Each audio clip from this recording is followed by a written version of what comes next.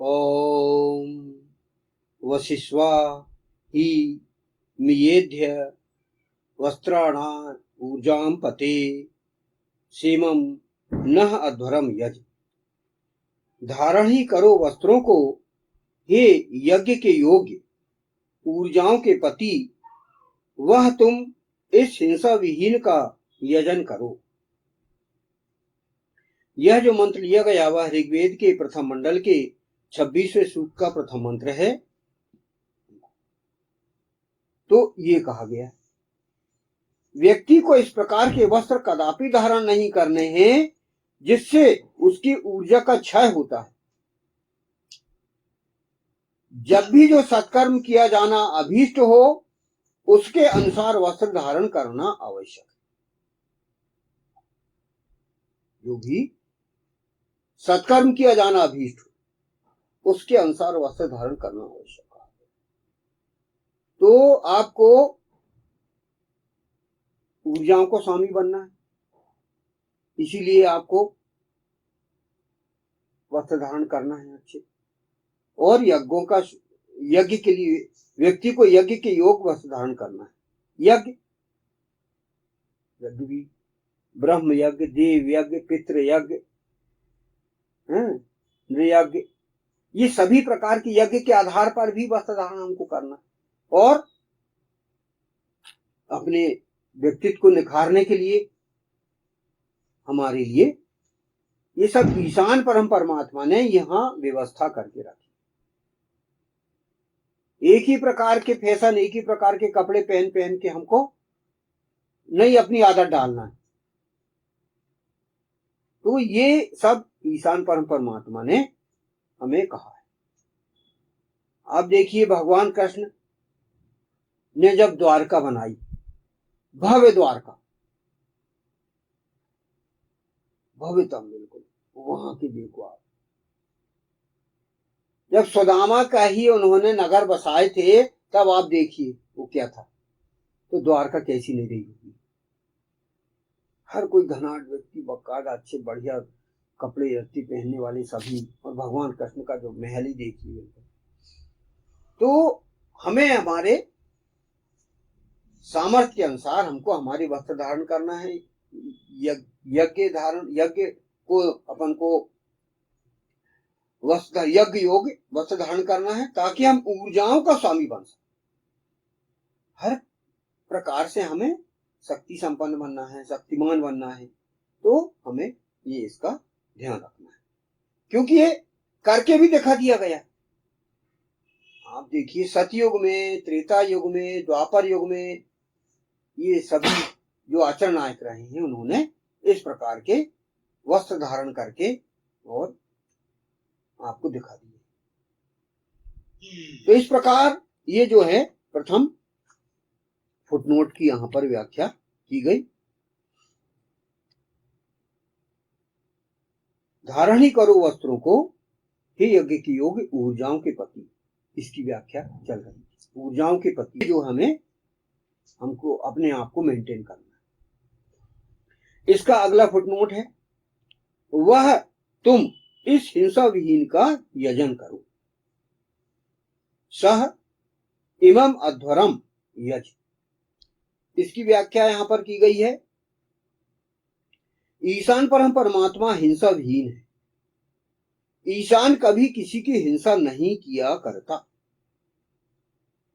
हिंसा का प्रयोग सृष्टि उत्पत्ति के बहुत बाद ईशान परम परमात्मा की अवज्ञा के कारण प्रारंभ हुआ। ईशान हिंसा विहीन है, इसके अंतर्गत ये कहा गया है कि ईशान जो है वह हिंसा विहीन है, उसको हिंसा पसंद नहीं है। ईशान कभी किसी की हिंसा नहीं किया करता। हिंसा का प्रयोग सृष्टि उत्पत्ति के बहुत बाद ईश्वर की अवज्ञा या ईशान परम परमात्मा की अवज्ञा के कारण प्रारंभ हुआ है। तो यह हिंसा कब प्रारंभ हुई है? जब ईश्वर की अवज्ञा प्रारंभ कर दी गई, अर्थात वेद पर अनाचरण प्रारंभ हो चुका था। तो उसके विरोधी, हिंसा के विरोधी जो अहिंसा वाले थे, हिंसा करने वाले बढ़ गए। तो इस प्रकार हमें आगे विचार यह करना है कि हिंसा हमें नहीं करना है, क्योंकि ईशान यह पसंद नहीं करता। यदि ईश्वर का यजन, उपासना विधिवत किया जाए तो हिंसा करने की कहीं आवश्यकता ही नहीं पड़ेगी। यानी आदमी हिंसक क्यों होता है? हिंसक होता है नास्तिक के कारण, या ईश्वर का सही तरीके से विधिवत वह यजन नहीं करता या उपासना नहीं करता। व्यक्ति को यदि अहिंसावादी बनना है तो ईश्वर की ओर उसे जाना होगा, ईश्वर के निकट उसे जाना होगा। किंतु व्यक्ति अपनी स्वतंत्रता का प्रयोग कर ईशान का यजन नहीं करता, इसी कारण उसे हिंसा का प्रयोग करना पड़ता है। ईश्वर ने, ईशान परमात्मा ने स्वतंत्रता प्रदान की है हर व्यक्ति को, पुरुष हो, औरत हो, बच्चा हो, बूढ़ा हो, नौजवान हो, हर किसी को ईश्वर ने एक स्वतंत्रता प्रदान की है। वह स्वतंत्रता क्या है कि आप जियो, अपने ढंग से जियो, लेकिन वो ढंग कैसा होना चाहिए इसे आपको विचार करना है। यदि आपके जीवन जीने का तरीका में आपको सफलता नहीं मिल रही है तो आप गलत हैं। ईश्वर किसी का दुश्मन नहीं है, ईशान परमात्मा किसी का दुश्मन नहीं है। मनुष्यों को ईश्वर नहीं बनाया है, और ईश्वर ये चाहता है कि आपका भला हो, आपका हित हो।